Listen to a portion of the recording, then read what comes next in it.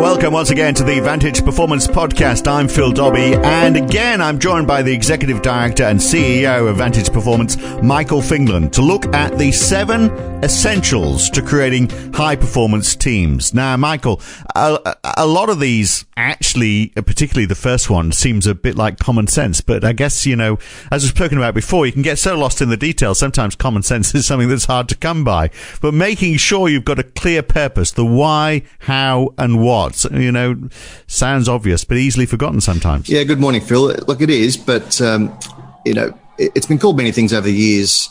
And, you know, Simon Sinek, many of our listeners will have heard me talk about him before. You know, he talks about a very clear purpose, as he calls it, your why. Now, at the core of it, it's, you know, is the work meaningful to the employees? One of the most critical things for a high-performance team is, I mean, you spend, you know, a lot of your waking time at work and developing relationships. And at the end of the day, if your work is not meaningful, if you don't feel like you're creating some sort of positive change, then you're just going to go through the motions. And that's what this is all about.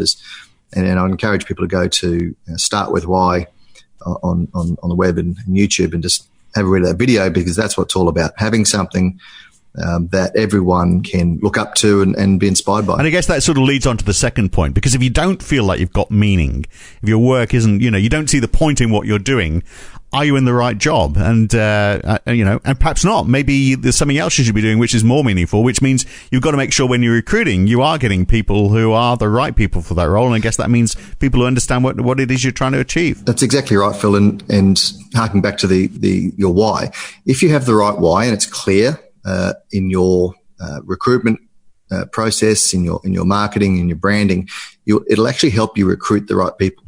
Because it's very, very difficult to do something about someone who's already been hired and doesn't share the same values and beliefs that you do as a firm. So having the right why, a clear why, you'll actually act as a magnet. And so it's common sense. If you attract the right people to the business, your job as a leader or HR manager, whatever it might be, is just so much easier. And it's one of Jim Collins's big number one solutions that he talks about in Good to Great is getting the right people on the bus. In this case, you know, what it means is the right people in the right roles. Yeah. So they can perform at their best. And how much of this is about change? Because I always feel like, you know, when I'm working well, I always like to think I'm changing things for the better. Is that?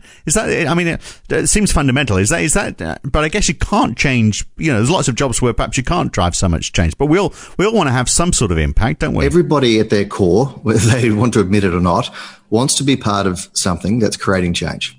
It's human nature, and that.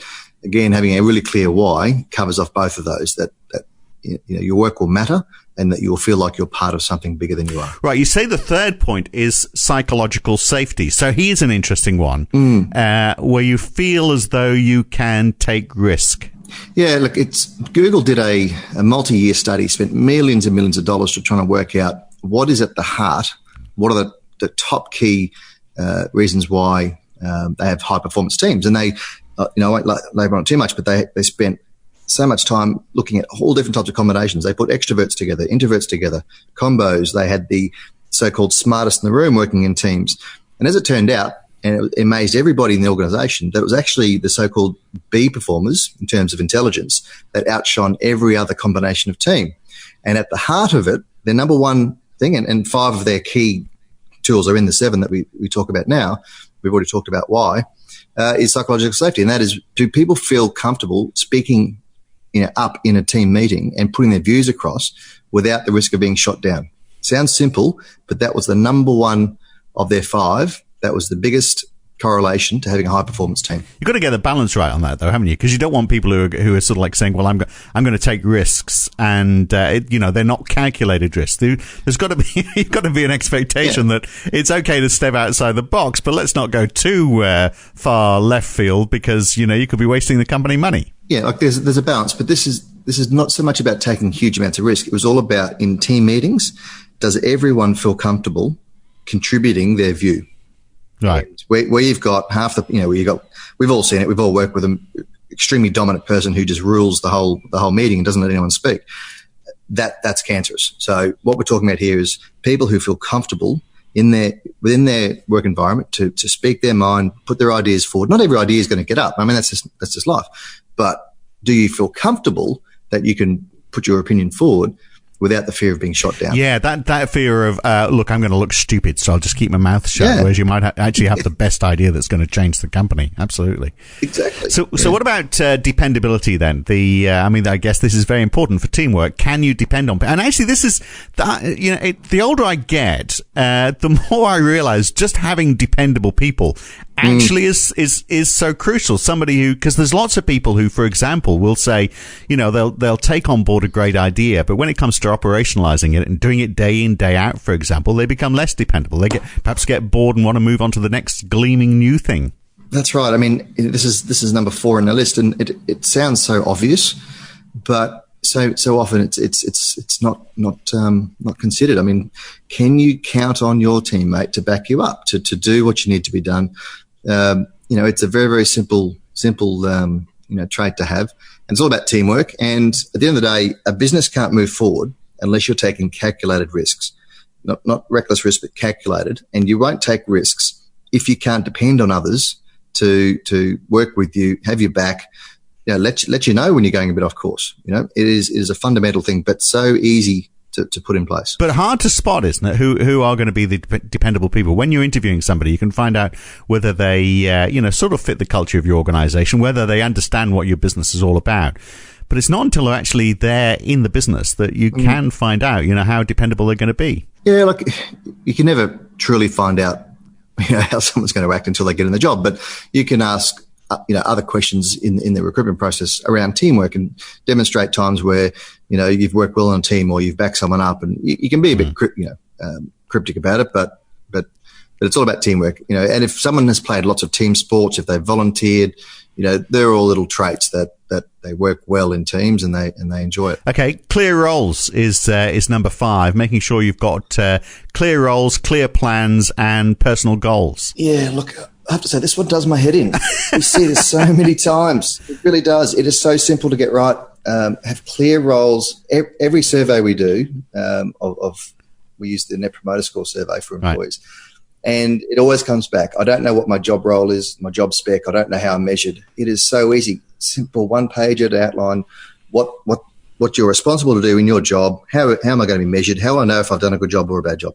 Very simple. It's such a simple tool to get put in place and have a huge impact, because people need to know where they're going. They need to know if they're doing a good job or not. At the basic human level, we all want to do a good job.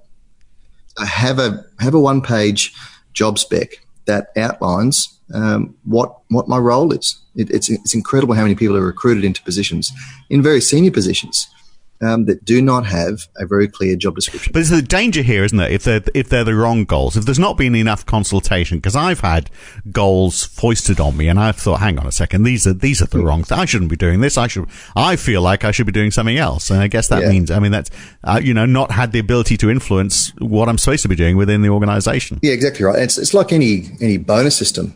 If you don't believe you can achieve it, then you're doomed from the beginning.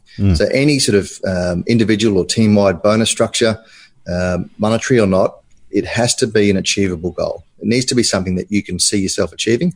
So it has to be consultative, and the onus is upon you as an employee. If you've been given a job description which has far too much in it for you to cope with, or the KPIs that you're going to be measured against are not fair, it's the onus upon you to speak up. Otherwise, you're going to have it by default. So there is responsibility both ways. Which sort of brings us on to the 6th point, which is making sure you've got communication. And that means, communication up, down, sideways, every which way. Every single client we go into, this is always an issue. And I understand why management teams, particularly in distress, because it's often a chemical issue. When you've got lots of cortisol, lots of stress hormones pumping through the body, you actually become less empathetic and you become insular. Right. And a bit of the blame game comes out as well. Yes. So you stop, you become fearful as well. So it's natural, not natural, but it's the obvious of open communication, right? So, but just some simple tools, monthly newsletter, a weekly blast out,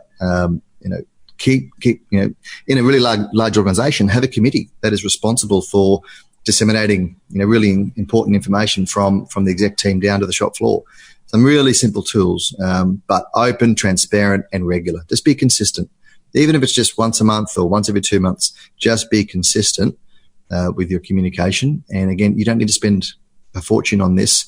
Very simple. There's so many apps out now where you can reach everybody in the entire workforce via a text message.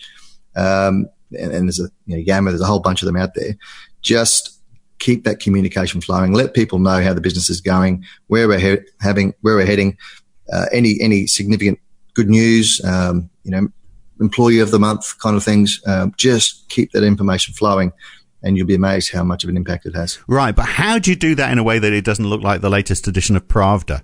This is this is what you need to know, rather than how do you make it a bit more truthful and honest and transparent? I guess. Oh, you just have to be authentic. Just don't talk in riddles. Don't just be upfront with people.